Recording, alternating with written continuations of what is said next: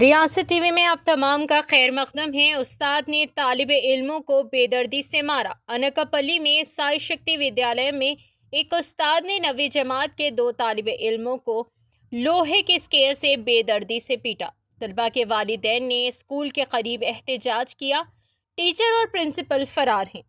आइए नाज़रीन देखें हमारे नुमाइंदे मोहम्मद तकी की यह रिपोर्ट।